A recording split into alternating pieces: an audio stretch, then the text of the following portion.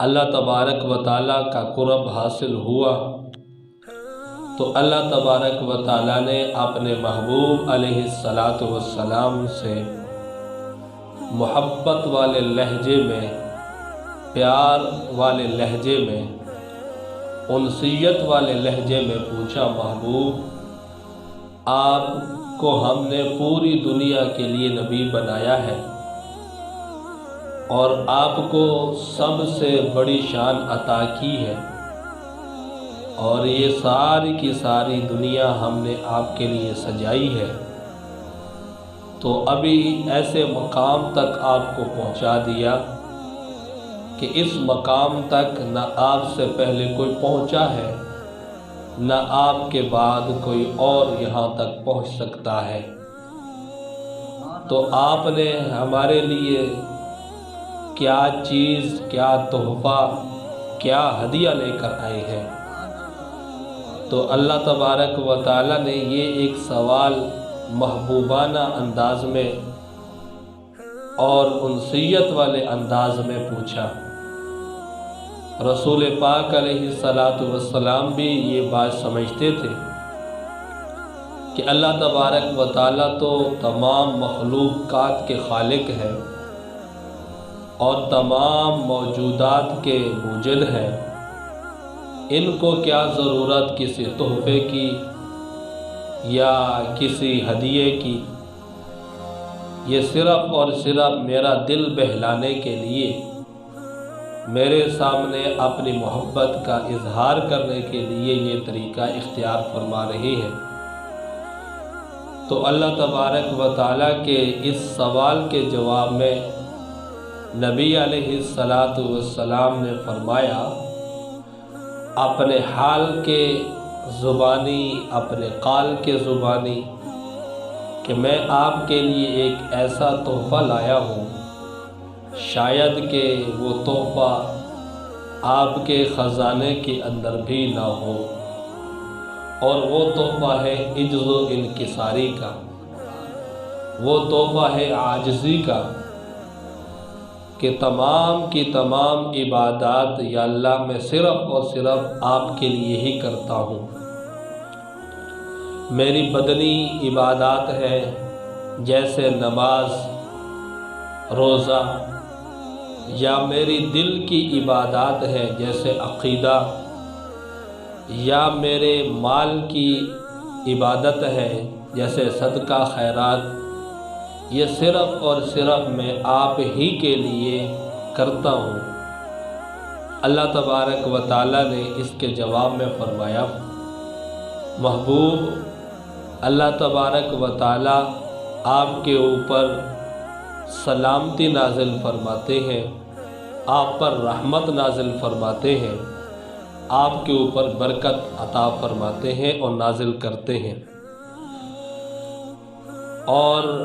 جی جو گفتگو ہونی تھی وہ ہوئی۔ اب جب واپسی کا ارادہ ہوا کہ ابھی اجازت ہے، آپ واپس جا سکتے ہیں، کیونکہ آپ بھی ہمارے لیے ایک تحفہ لائے تھے تو ہم بھی اس کے بدلے میں آپ کو تحفہ دیتے ہیں۔ آپ نے بھی 3 تحفے دیے تھے، ہم بھی آپ کو 3 تحفے دیں گے۔ پہلا تحفہ، پہلا ہدیہ اللہ تبارک و تعالیٰ نے اپنے محبوب علیہ السلام کو جو عطا کیا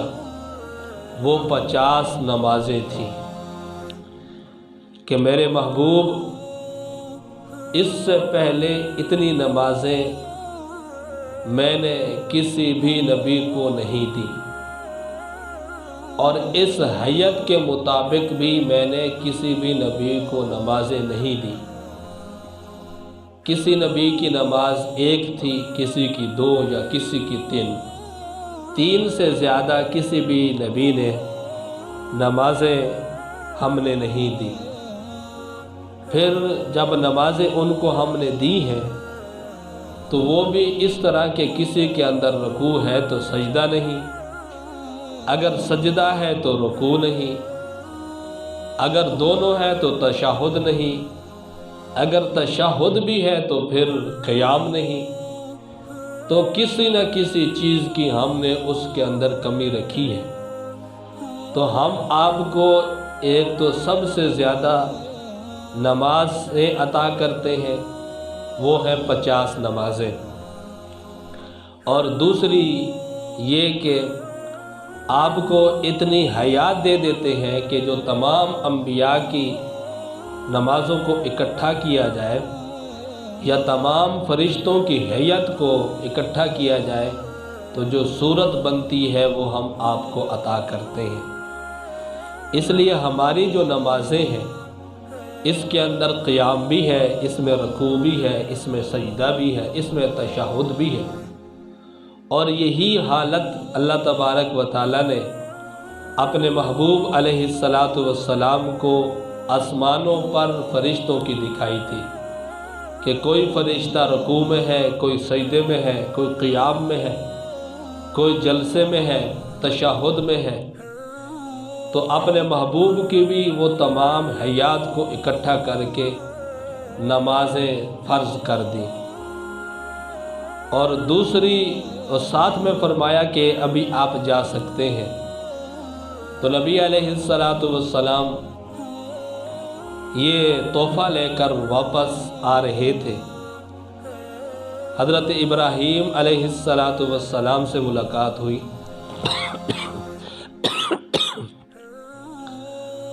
انہوں نے پوچھا کیا تحفہ ملا؟ نبی علیہ السلام نے بتایا کہ 50 نمازیں ملی ہیں، اور اس کے بعد حضرت ادریس علیہ السلام سے ملاقات ہوئی، حضرت یوسف علیہ السلام سے بھی ملاقات ہوئی،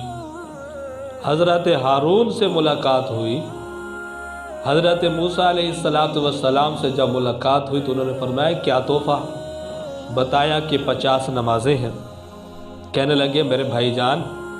ہم تجربہ کر چکے ہیں، لوگ عمل کرنے کے اندر بڑے ہی سست ہوتے ہیں،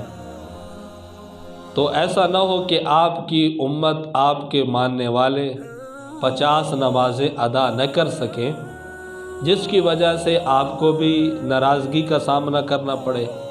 اور اللہ تبارک و تعالیٰ بھی ناراض ہوں۔ تو آپ واپس جائیں اور واپس جا کر اس کے اندر کچھ کمی کروائیں۔ حافظ ابن حجر عسقلانی رحمۃ اللہ علیہ نے